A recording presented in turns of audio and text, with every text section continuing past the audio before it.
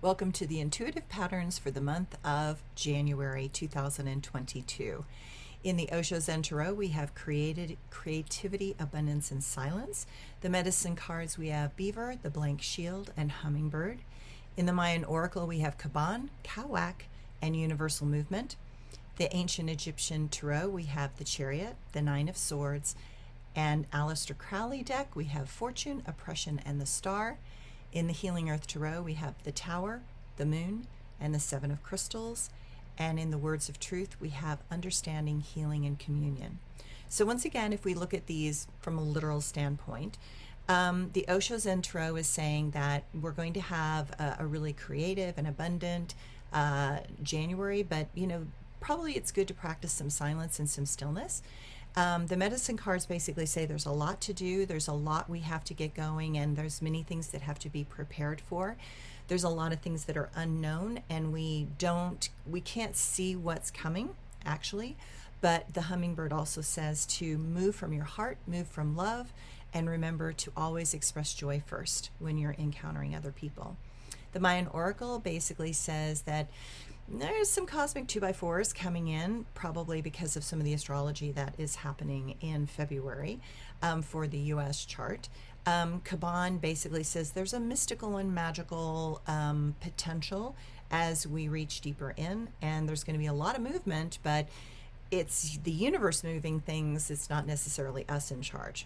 The ancient Egyptian tarot basically says there is a lot of opportunity, there's a lot of fortune, there is a lot of success that can come, but we have to watch out for the places where our mind is actually imprisoning us or where our mind is inflicting suffering on ourself.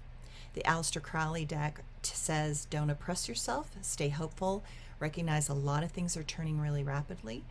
The Healing Earth Tarot says that expect lightning bolts, expect a lot of weird, unexpected events. Again, it's hard to see. We can't necessarily see what's going on. And the Seven of Crystals basically says don't follow pipe dreams, don't follow illusions. Be aware of where you might be led into the desert seeking nothing. And the Words of Truth basically say that it's time to understand, heal, and commune with others. So that's the literal translation, but let's play with this for a second.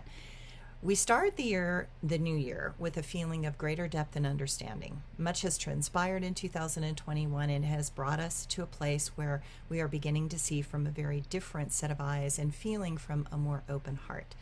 While we are praying for change and trying to take responsibility for where we are presently at, there is much to do and still much confusion to muddle through. But at least we are not alone in that feeling.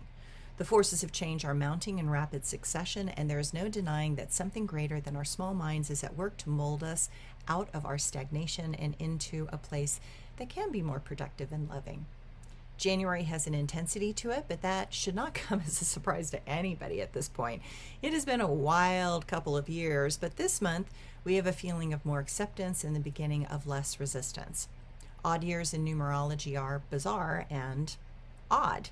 But even years, which is 2022, are such that they intend to even things out and find a solution that is acceptable to more people. The beaver shows us that there is a lot of work ahead of us, and we need to get started before the winter snows melt and break through our safety nets and barriers that we have currently built. Those dams used to be enough to stem the raging waters of time, but this year, the snows are deep, and the flow of water and emotions can take us to places that we may not be prepared for. That is why in January, we all need to look closely at what is needed to move fully and consciously into 2022. What is needed most is love. That is what the hummingbird card reminds us. We need to move only from our heart and the gifting places within that carry joy with them.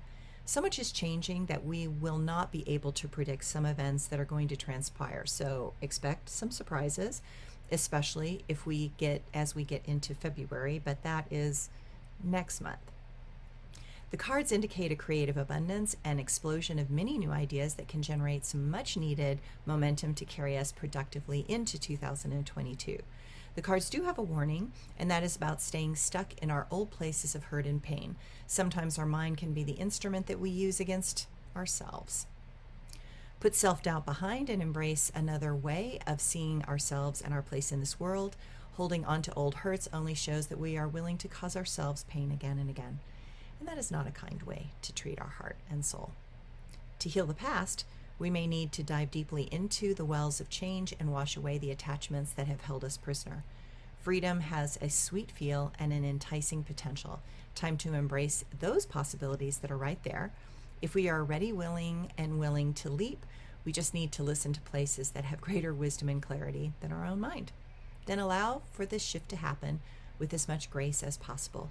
This month we realize that we are tired of our old reality and tired of listening to the old conversations in our head.